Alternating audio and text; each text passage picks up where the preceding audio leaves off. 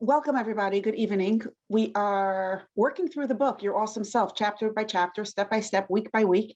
It's so exciting. And tonight we're going to be working through, Be'ezus Hashem, the first part of chapter 3. I felt like when I was actually working with the chapter, it felt like it was way too long to be in one. So we're going to divide it into two. And tonight's topic is, how can we get unstuck from our limiting beliefs? Before we jump into that, I see that there are some people who weren't here joining us here for the first time. So I'm going to take a quick minute to catch us up on the last few weeks, okay, and what this is all about.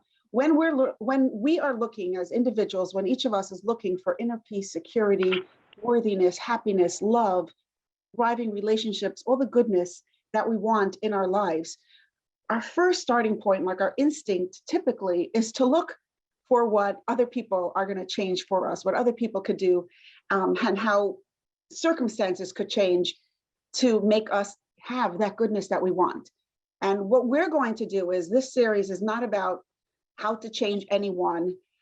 It's really how to take charge of our own lives from the inside out, how to initiate and create change from the inside out, how to discover our own inherent, unstoppable empowerment and dignity, how to find infinite joyous possibilities before anyone or anything else around us changes. And definitely, of course, when we change ourselves, other people around us in our lives also change, but that's not at all on our radar as we set out. That's not our focus.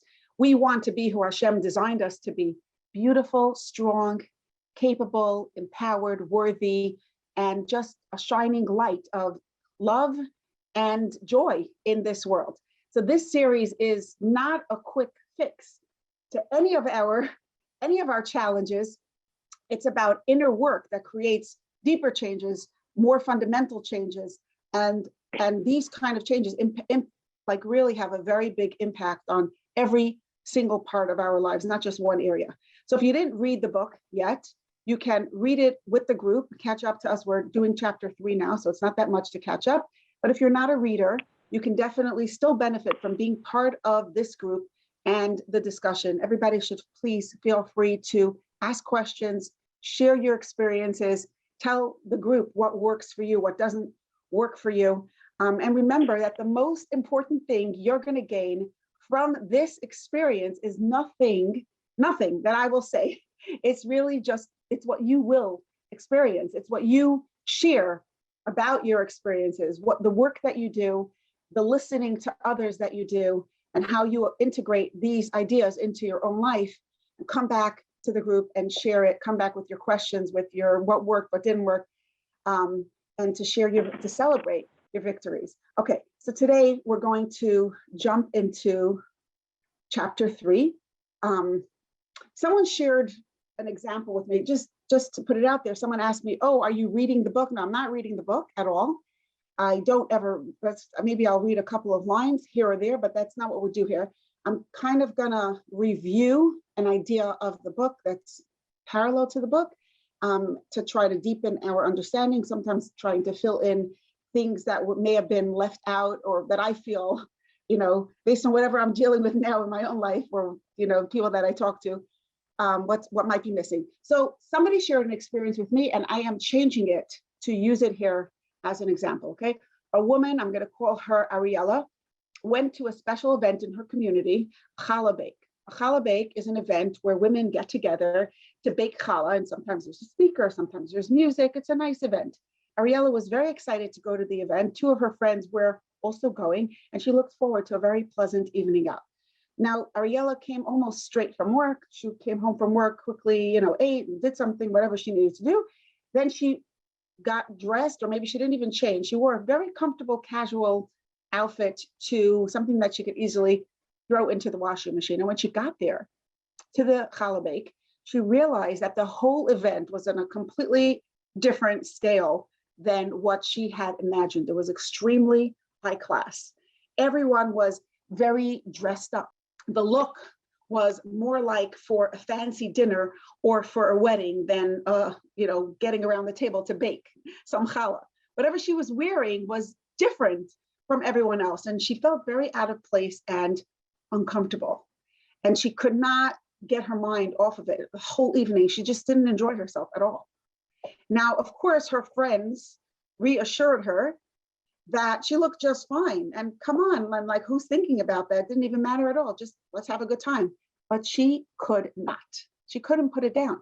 Now, if you ask her why she didn't enjoy the evening, she'll tell you that was because she felt very uncomfortable. And I think, she'll say, oh, it's because she was wearing the wrong kind of clothing. And I think we can all understand her. Do you remember that visual we did in the introduction, the one with the cup? Right?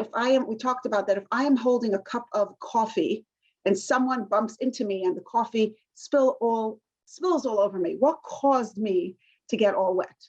What is it that made me, my dress now filled with coffee all over me? On the surface, it looks like it was caused by the person who bumped into me. That's what made, right? That's what made me wet. Somebody bumped into me. That's how I got wet. But on a deeper level, if we want to think more deeply into that, it's the fact that I was holding a cup of coffee. Not that deep. If I wouldn't be holding the cup of coffee, then when she bumped into me, I would not get wet. And we're all holding stuff in the cups of our minds. We're all holding beliefs, rules, values in the cups of our minds. And throughout our experiences, we bump into those beliefs, we bump into those rules that are already in our minds. And when we bump into them, we get wet. We all get wet. We could change our beliefs. We could change what's in our cup so that when we bump into those beliefs, we get good stuff pouring out on us and not muddy water. Right? Coffee is not that bad. Coffee is not that bad, but it's kind of messy. We want cool, refreshing water to be splashing onto us. Sweet smelling, delightful, refreshing water to be pouring onto us. But whatever it is, whatever is in our cup is going to make us wet. Whatever we believe is going to influence our experience of reality. So to bring this directly to Ariella's story, it was not her clothing that made her wet. It was not her clothing that ruined her evening. She thought it was her clothing that ruined her evening. And she said it was her clothing that ruined her evening, but it wasn't. It was her belief about her clothing. Or more precisely, it was her belief about herself in context of that clothing. Because without that belief about what she was wearing, she could still make the same mistake. I think we all have those times where we didn't get the dress code memo and we show up and maybe it's a little bit awkward, but how awkward, right? How uncomfortable is it? How long does it take for us to forget what we're wearing and get into the moment and just enjoy ourselves?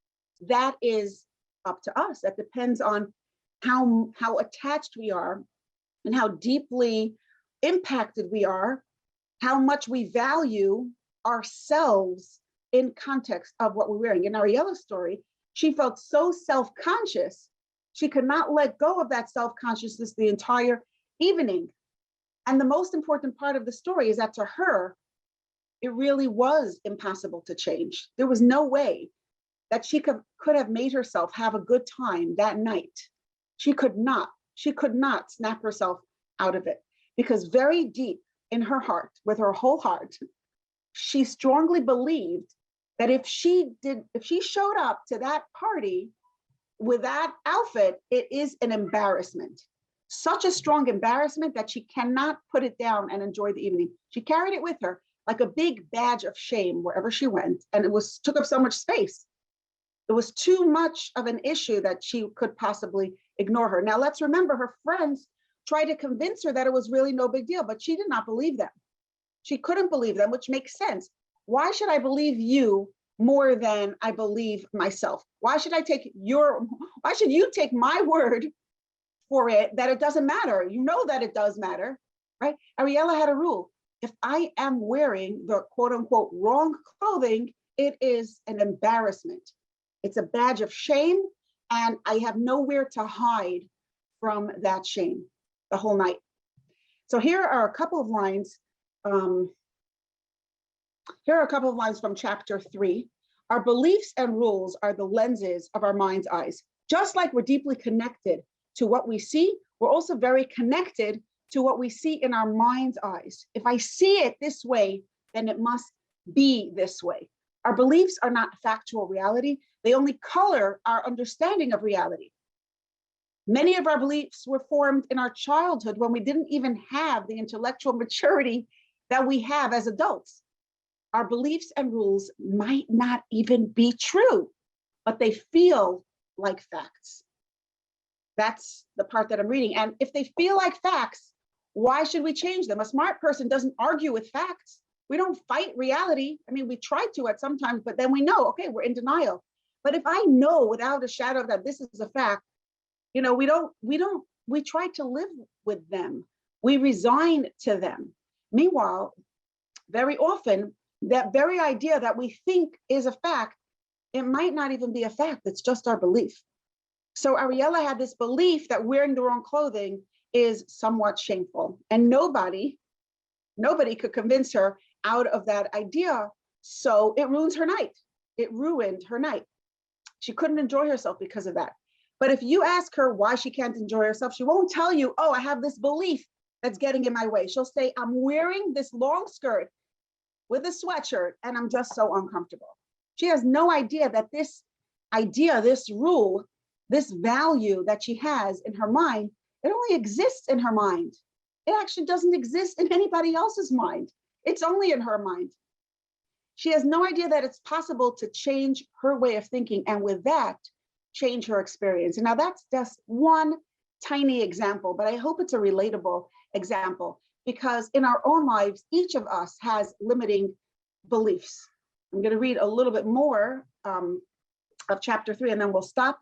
One more paragraph here. A major premise of the work we're going to do together is that behind every inch of our misery, resentment, blame, helplessness, anxiety, self-pity, compulsive habits, shame, and shattered sense of self, there is a belief that is not consistent with Hashem's reality, with the truth. And as soon as we stop giving credence to that belief, we will automatically stop being dragged around in the mud of our otherness. But here is the catch. What if we do not even realize that there's a belief that's driving us? If we want Ariella to stop feeling miserable, she needs to decide that what she's wearing is actually not that important in the bigger picture. It doesn't matter. She needs to decide that it's okay that she has the wrong kind of clothing. It doesn't matter. She's secure. She's good. She could just sit back, relax, and have a good time with her friends, exactly the way she envisioned the evening to be.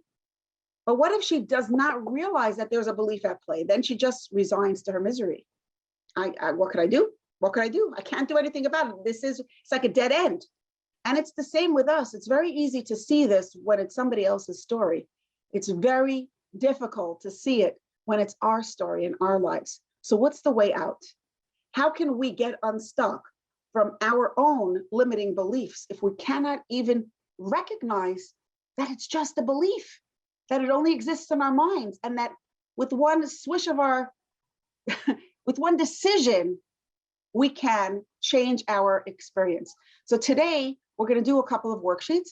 We're going to come to this idea, this challenge, the challenge of becoming aware of our beliefs, becoming aware that these are beliefs. We're going to come at it from two different directions. First, we're going to do a few worksheets in which we practice shining a light on the words that we say, just to develop awareness that our perceptions are not facts. And the second thing we're going to do is we're going to let our emotions be a tour guide. Okay? Our emotions are really our most wonderful, effective teachers. Every time we feel an overwhelming emotion, an emotion that's taking us over, it's overwhelming, we know there's a belief right behind that emotion that's waiting to be discovered, that's worth our attention. And as soon as we start paying attention to it, as soon as we discover it, we could do something with it. But first, we need to discover it. And now chapter 3 goes on to more like about this and what to do once we discover it, but we're not going there because I feel like this in itself is so big. So let's jump into the worksheets. Okay, where are we? Okay, so One thing I realized I was missing, a missing piece to this whole puzzle, is that sometimes, and I think it would be helpful, let me backtrack for a second. Sometimes we confuse our beliefs with facts, right? It's just a belief, or we think of it as a fact. So sometimes just having a conversation and shining a light on the fact that, hey, what I just said, is that a belief? Is that a perception? Sometimes just doing that already gives us heightened awareness to start noticing that the thoughts that pop into our heads are actually just perceptions and they're not necessarily facts. It just helps us develop that awareness. So the first three worksheets move along that line. Let's explore the difference between facts and perceptions. I'm on page 1. Facts are reality as it is. Okay, facts include anything that could be picked up on a camera. Anything that on my camera, on your camera, unless it's a broken camera, unless it has a filter, it would be exactly the same. Okay, for example, a fact is she got 100 on her test, or he does not have a job, or it is raining. Okay, these are basic facts. Everyone, no one's going to argue about, nobody rational is going to argue if you're standing in the same exact place, the rain is pouring, or he does not have a job, or he does have a job, or she got 100 on her test, she got a 99 on her test, whatever it is, it's a fact. It could be picked up on a camera. We don't need any, that's beyond the commentary. It's just reality as it is on a camera. Number 2, facts are also the presence of emotions or attitudes. My sadness is not a fact necessarily because it's going to come and go, right? But the fact, or maybe maybe my sadness is coming because of something that I believe in my head. But the fact that I am sad is a fact. I am sad. I am feeling sad. I am tired. I like this dress. Those are all facts. The presence of emotions or the presence of attitudes are facts.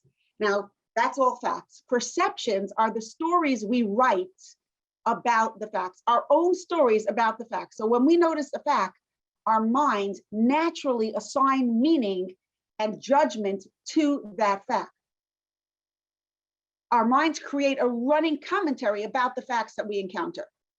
That's part of how we make up the stories about our experiences. For example, the fact in Ariella's story that we just said, the fact was she was dressed differently from all of the 120 women at the event. She was the only woman wearing X, Y, and Z, and everybody was dressed like they went to a wedding. Okay, that was a fact. But the story, her perception about herself in context of the fact, that was just a perception. Therefore, something's wrong with me. Therefore, this is embarrassing. Everyone's going to think I'm weird. All that stuff was just her perception. But the fact was she was dressed differently. So our minds always do that. We create our own running commentary of the facts that we encounter in our lives. And that's the story that we write, that we author of our own lives. Our assigned meaning and judgment becomes our own understanding of the facts, our own perceptions and our own stories. Sometimes I have 2 children go to the same event and stand near each other, and each one will tell me a totally different story of what happened. It's fascinating to see. And I'm sure you had opportunities where this happened to people, either it happened to you or where you told a different story. You went somewhere with your husband or you went somewhere with a friend, and each of you came home with a different story of what happened. And you were sitting right next to each other and you saw the same things and witnessed the same events and experienced the same circumstances, but the story was different. So let's use some of the above examples to compare facts and perceptions. In each example, let's notice that the facts exist in time and space. Perceptions exist only in our minds. It's a very interesting thing to notice. Perceptions, where does a perception exist? It's only in my mind. I can't take a picture of it. It's in my mind. But a fact exists in time or in space. Okay, so fact, she got 100 on her test. A perception about that would be she's the smartest kid in her class. Obviously, that's just a perception. It might not be true. The fact is he does not have a job. A perception about that might be he's an unsuccessful person. But again, it's just a perception. It is raining. Perception. The weather is horrible. A fact is I am feeling sad. A perception about when I notice that I'm feeling sad, I might have a perception of judgment against myself. And I might say, I'm so babyish. I shouldn't be feeling this way. That is my perception about how I feel. I am tired. I might have a perception of nobody cares about how much sleep I'm getting. I'm a poor nevachtige victim of my circumstances, of everybody else around me, because nobody cares. And that's why I'm so tired. The fact is, I like this dress. The perception might be, oh, this is the most beautiful dress in the entire universe. Okay. So our life circumstances and situations are facts. The meaning and judgment that we assign to those facts are our perceptions. So that's just an idea. On the next page, let's bring that idea into, let's do some practice with that. If you look around the room, wherever you are, or look at yourself, or look at your day, notice some of the facts about what you see right now or what you experienced today. Okay, what stories do you automatically make up about those facts? Let's complete the chart below. Take a minute.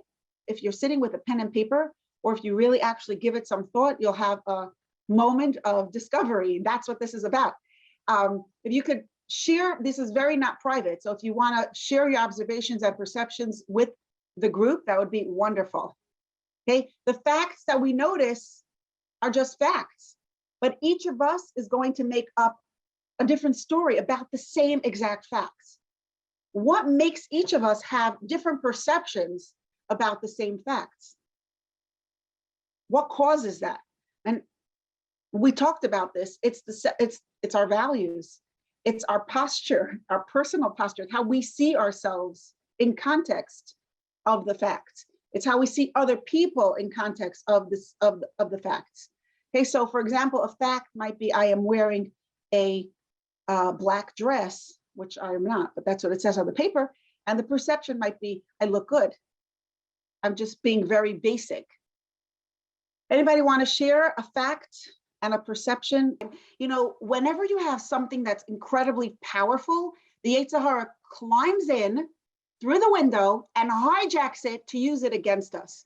I don't want anybody to use what we are learning to shame yourself and say, well, I was wrong. No, there's no point in beating yourself up and shame yourself out of a decision that you made that was a healthy, wholesome decision. So I don't know, that was my point in sharing that. Okay, let's do the next, thank you for that brave example.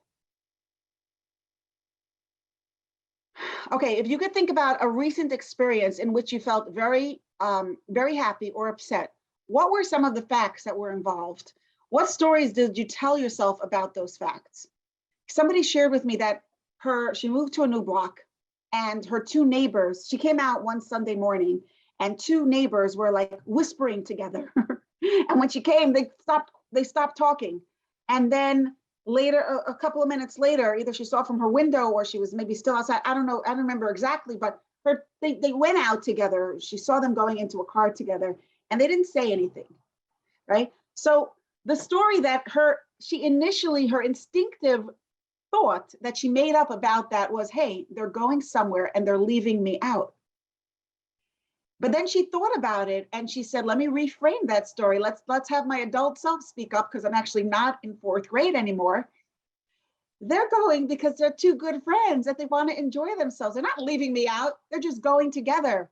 And they thought that I would be uncomfortable with their friendship. I'm actually not uncomfortable. Let them be friends. I have other friends. You know, sometimes people are uncomfortable having a friend because like maybe, I'm not including that other person on my block. It's really fine. In her mind, it was really fine. So she had that instinctive story and then she told herself a different story and that made all the difference. And I'm sure every single one of us has that moment when if you can look back at your day or your week or a couple of weeks back at a story that you had where you were extremely disappointed or frustrated or overwhelmed or hurt, what would it be like to tell a different story? Is it possible to tell a different story about the same facts? Anybody want to share? Wow, that is a beautiful experience. That is really, really beautiful experience. Someone shared that you went to a simcha.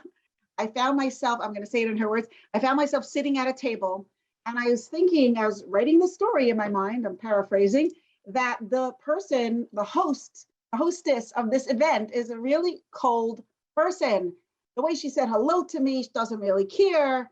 And then I'm like, 1 minute, pause. No, I'm not taking on that story. I'm taking a different story. She is warm, actually. She's a nice person. And I went over to her and just greeted her again and spoke to her again, basically gave the story another chance at being positive.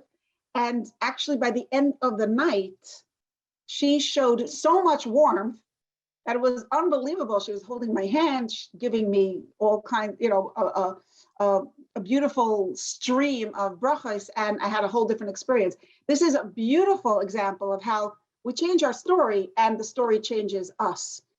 The story really, we change the story and the story actually changes. Now, I just want to put out a disclaimer, and I hope it's not going to, don't use this on a situation that is truly abusive. Okay, we're not talking about things that are factually abusive and factually dysfunctional. Don't use this to normalize dysfunction or abuse. And if you're not sure, ask somebody, because I know too many people, too many times who who wrote a different story about something terrible that happened, and that caused them damage. That's not a time to write different stories. I hope I'm not like being negative, but I just wanted to put it out there because I know that so many people suffer from this challenge of being overly positive when it's not about being like, when the facts themselves are actually very, very disturbing. So I don't know your house and I don't know you. And that's why if you really think you are dysfunctional, call in a trusted friend to come visit your house, or take some pictures of your kitchen and share them with a trusted friend. And I'll tell you why. Because some people, a very disgusting house means, that they left the dishes out overnight and the toys are on the floor and the laundry is not done. And some people, a disgusting house is like literally the plates from last month are still on the table and there's bugs and really spaghetti on the floor and all over the place, like a week old spaghetti. You know what I mean? There's a range. So if you really think, here's my understanding of if you want to know a perception, that's any perception that's disempowering is not worth holding on to. But if you want to know, maybe the perception is actually a fact, check it out with somebody. And I think a better thing would be, hey, I need more help. In order to work with a perspective, you need to have 100% clarity. What is fact and what is only my perspective? So you need to know, is it a fact that my house is dysfunctional? If your house is factually dysfunctional, then you need to get help. It's not a matter of changing your perspective. It's a matter of getting help. But if your house is factually, within the range of a construction zone where you're raising living human beings, actually, who make a mess 24/7, leave a trail of breakfast and as they go, leave a trail behind them, then there's no judgment. Then your perception is worthy of being changed. Do you hear what someone is saying? That her perception of herself as a mother, as a house homemaker, is weak. She calls herself a bad homemaker. And how do I let go of that? Somebody wrote an adorable comment on the chat. I used to lovingly call my children the uncleaners, not the cleaners, the uncleaners. I have a sign, somebody else wrote, I have a sign on my wall that says, sorry about the mess, we live here. Thank you so much. I want to just put something here. Next week, actually not next week, but the week after, we're going to be talking a lot about labels that we call ourselves. But I feel like I'm going to jump ahead just to put something out there about that. Whenever you're calling yourself a bad name, it is disempowering. It's toxic. It comes at a price. It perpetuates the very behavior that you dislike. It keeps you stuck in that same behavior. It does not empower you. And it also, it's very debilitating on a deep level. It drains your love for yourself and for other people. It's not good. It's not healthy. We really, really need to be much more compassionate to ourselves, much, much, much more. So what I would suggest is to look at, first of all, I still think that it's important to check in about the facts, and especially that's the topic of today, knowing the difference between facts and perception. Get clear about what is a fact. Is your house truly dysfunctional? Then you need help. It's not about changing your perception and making peace with it. It is about getting help. But I think a very good question that you want to ask yourself when you find yourself calling yourself any bad name, whether it's a bad homemaker or a bad, somebody once shared with me, I keep telling myself I'm such a mean wife. I'm such a mean wife. I'm so mean to my husband. I'm so mean to my husband. Somebody else kept saying, I'm always exploding at my kids. I'm an explosive mother. If that is true, first of all, check out with the facts. If that is true, change. But the question we want to ask ourselves whenever we find ourselves making a label, saying a label, making that judgment on ourselves, a good question to ask ourselves is this something I want to make peace with, or is this something I want to change? And if we want to make peace with it, then let's reframe it. Let's reframe it. I am a mother of a busy household. I am trying. I am trying. I am trying my best is such a compassionate thing. It doesn't mean you're succeeding. It means you're trying. I remember once I made a picture that I worked very, very hard on. And my father, who was a talented artist, took one look at it and he said, A for effort. Like, thank you, Tom. I was at the time, I appreciated it. He was being honest. I got an A for effort, and the actual drawing was maybe not an A, but we have to, I'm trying is a very, very beautiful thing we can tell ourselves. I am trying my best. I am doing my best with the tools and the resources that I have. It's a very good mantra, a very good affirmation to keep telling, to keep reminding yourself. And on the other hand, if you need to change, if you're not trying, and you're not doing your best, and you really believe that factually something is wrong, then please, please, please don't work on changing your perception. Do something to change the facts. And it might be for cleaning, for a clean home. It might be getting more help. It might be changing certain things, changing, like not cooking as many fancy dishes or whatever it is. In every situation, there is always possibility for change, but the change could only begin from a position of empowerment. It's not going to happen by beating yourself up and calling yourself bad names. I hope that addresses the question enough. Let's jump back into the worksheets. I would love to finish them. Let's go to page number 3, and we'll finish up quickly 3, 4, and 5. Page number 3 is our perceptions are not facts. They are our choices. Here's an exercise to grow some awareness. Today, when you talk about yourself or other people, notice the words that you're saying. Ask yourself, is that a fact or is it my perception? The woman who shared before that she was sitting at a wedding, or maybe it was a other kind of personal joyous event, some sort of celebration. She was sitting at that event and she found herself saying something negative in her mind about the hostess. And she stopped herself and she said, hey, is that a fact or is it a perception? It is a perception. Drop it. I'm not going down that road. It's not even a fact. And then she proved to herself that that the facts were different.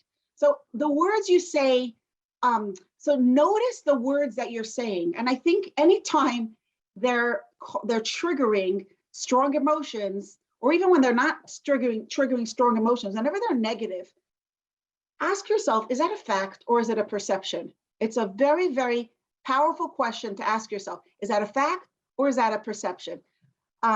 So for example, the words you say about yourself or another person, example, I went to the store. I hear myself saying, I went to the store. Is that a fact? Yes, it's a fact.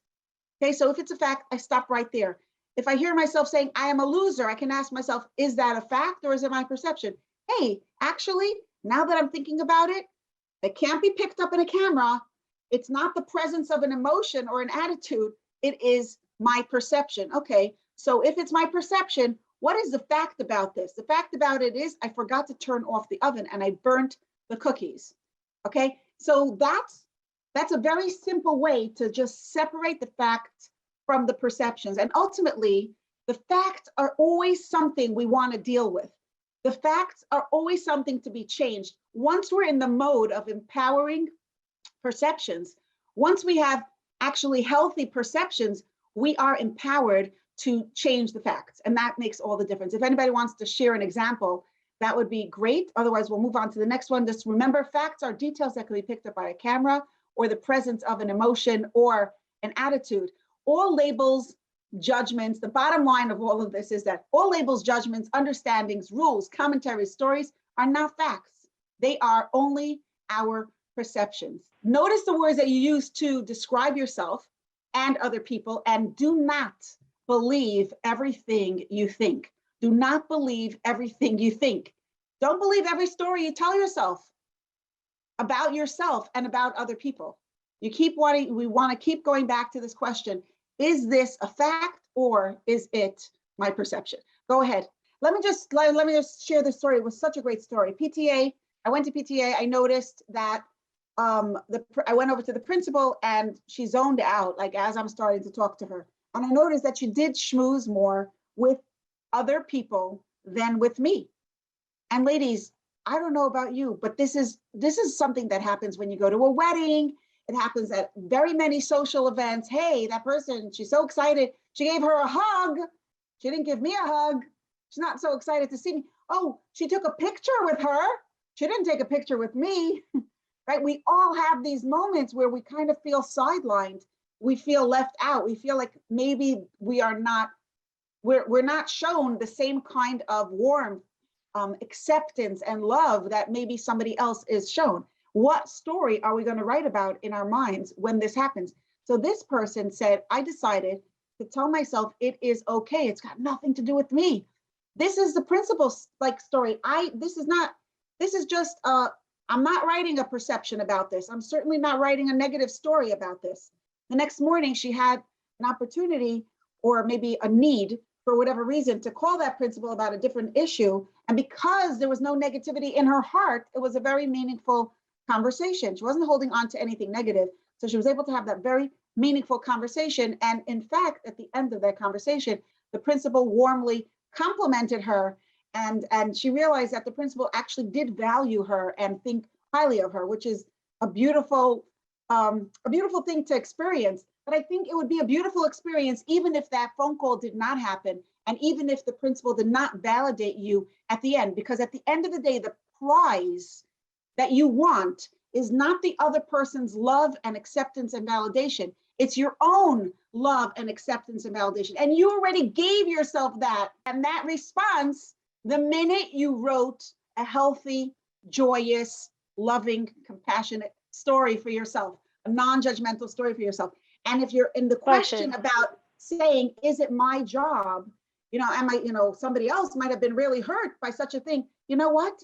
Everybody has their own journey. Everybody has their own work. And each of us has to do this work. It's not my job to tell the school principal what she should be doing, what she shouldn't be doing. I'm not hired to be her boss or her, if she asks me, I can tell her, but I don't think it's our job to tell other people what to do and what not to do if we're not asked. Someone wrote, it's like fake news, a perspective that is skewed to make people upset. That's a really good question. Okay, and the question is, do I say this positive story until I believe it? Or how do I actually get myself to believe that story? I definitely, here's the thing. I don't think we should be telling ourselves this story. I think we should work on believing the story.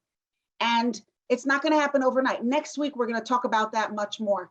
Today, we're not talking about how to get ourselves to believe a different story. Today, we just want to notice the story. And from next week, we're going to talk about how do I get myself to believe that story. But definitely don't settle for this being fake and superficial. You know why? Because then you're just going to feel more shame. I'll never forget when my daughter said, Ma, there's a certain class of people that includes me, that we don't just have feelings, we have feelings about our feelings. Like, right? So, and I think that, and I related to that because I also am that type, right? I don't just have feelings. I have feelings about my feelings. I don't have judgments about myself. I have judgments about the way I judge myself, right? So if you do this as a mantra and you do it in a superficial way and you tell yourself, hey, I should be having a different story, that should statement is really just going to rip you down and make you feel worse about yourself. Not a good idea. Okay. Next week in Metz Hashem, we're going to learn, we're going to explore. I mean, the rest of chapter 3 begins to talk about how do we actually let go of a story that's not good for us, that we don't want to believe, and how do we take on a different story. Thank you so much for sharing. Thank you both of you for sharing. You made this evening very special and meaningful and alive. So I just want to comment on what was just said, and that is that this work is not a quick fix. It's not a short list of here's what to do and everything's going to get better. It's not a Band-Aid. It's not Tylenol. Okay. It's a real cure. It's real healing from deep inside. And it takes work and it takes time. But I do want to say that, just being here in this group and taking that first step of awareness, I hope that it gives you hope. I hope that it gives you strength. I hope that it gives you a sense of the goodness that you already could taste it just by being in that mode of already walking towards a different way, already provides a certain sense of relief. Okay, I'm not going to be stuck in this forever. I am working towards something that's going to bring me real change in my life. Let's move on to finish this up so that everyone could go to sleep because it's so late. Wow, that is a very, very powerful story. Someone's sharing that she was walking down the street and there was this woman who never said hello to her, and it really bothered her. And she couldn't figure out why it bothered her, but it really bothered her. And then 10 years later, she found out that this woman, this neighbor, was suffering from severe depression. And it turned her resentment into compassion. And I think that we don't have to judge favorably. We should not judge at all. We have no idea what people are going through. We have no idea. This is not about take a positive spin on someone else's story. Don't take any spin on anyone's story. It's not hygienic to go into other people's minds. You know what I mean? It's really not. It's opposite of social distancing. Not that we should be severely social, you know what I mean? But I'm not into that.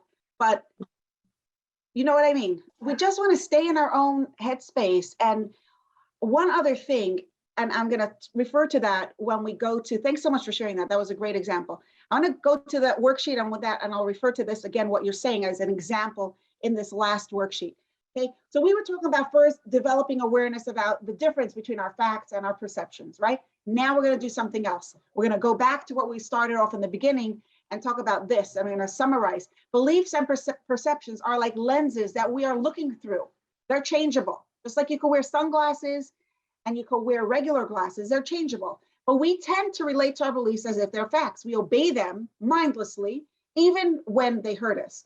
When we relate to our beliefs as if they're unchangeable facts, we will never think of changing them. With that, our beliefs become our limitations. Like the elephant in the story that we mentioned probably last week, we become prisoners of beliefs that are not even true. So what's the solution? So we talked about becoming aware, and I think that is a good thing. The first skill that we learned today is that just randomly when you hear yourself talk, and especially when you hear yourself calling yourself or other people names, when you're telling yourself a story, just ask yourself, is that a belief or is that a perception? That's one skill that we learned today. Another one is our emotions are our teachers. Behind every intense emotion, there's always a belief that is worth our attention. So the tool is that when you're feeling an intense emotion, try to discover what you believe, especially what you believe about yourself. So you want to ask yourself questions such as, what do I believe about myself? Or between me and the other person, who is holding the power? What has the power to make me good or bad? What has the power to make me successful or failing? What am I afraid of? So in that story, let's use that story that she just shared so beautifully, so eloquently. Thank you again for sharing that. In that example, the trigger event was I was ignored. Somebody passed me by in the street. I met somebody and she keeps ignoring me. She's not responding to me. She's certainly not initiating conversation, but she's not even responding to my hello. And the intense emotion that this person felt was she felt confused. She felt hurt. She was upset. She was bothered. She felt like she was being rejected. And that was a very hurtful feeling. It was bothersome to her, right? So my belief about myself, if you would ask yourself in that space, right? My belief about myself was I am not important in that person's eyes. I am not, somehow that person is not finding me worthy of their attention, of their love, of their welcome, warm embrace, right? That's what we believe about ourselves in that moment. And that's why these questions could really help you. What was playing in my mind? What do I believe about myself?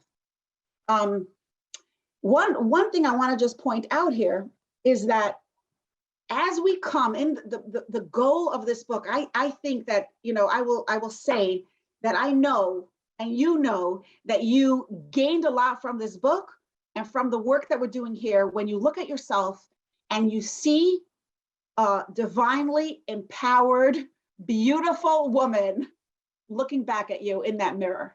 When you look at yourself as worthy and dignified and capable, and you relate to yourself with compassion, and you live from that place of that compassion, you could extend it to other people. That's the goal, really. I mean, that's not the ultimate goal. The ultimate goal is Hashem should take us out of gullus. But that's how we can experience a personal geula in our lives here and now today.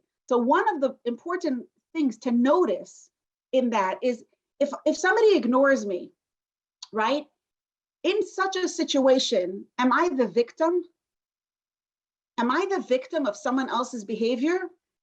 If I could see myself as sitting on $1 million, right? Then a person is standing on the corner giving out dollar bills to everyone, and they don't give one to me. Oh, I know why she's not giving one to me. It's because I'm rich, because I don't need her dollar bill. I have 1 million of them at home, right? So by the same thing, if I am so emotionally rich, then when I see somebody giving out handouts of love and they don't give it to me, it's not, I don't even look at it like, oh, I'm left out. I got something. The other person got a bigger piece of cake than me. The other person got more. It's not, I'm so rich. I don't even it doesn't even take up that much space. It's a cherry on the top of the cake. Yeah, everyone wants people goodness. Everyone wants love, and we should all spread love. And the big message in this, everyone who's listening, know that there's somebody that's going to see you tomorrow. Don't ignore, don't look away, give a warm, loving hello, because it matters. Even every single adult, as beautiful as they look, as fully made up with beautiful makeup and successful and strong, everybody wants that extra dose of love and compliments and compassion and validation. So let's give that. But let's know that when we don't get it, let's work towards that place of inner wealth, that even when we don't get it, like the stories that some of you shared tonight, I'm okay. Because I already have it inside of me, because I could already generate that love from within my own self to myself. I think that was, if anybody wants, we're so late. I'm sorry that this took a little bit longer tonight. If anybody wants to share what you're taking home tonight, something that someone said that inspired you, or something that you intend to do differently because of what you heard tonight, let's hear it. It was so generous of you to share that. That was really kind.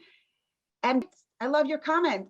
When we are ready to start merchandising, we should sell a mirror that frames the viewer's face and says over it, designed, defined, empowered by Hashem. I love that. That's a great idea. Everybody, a good night. Take care. Good night.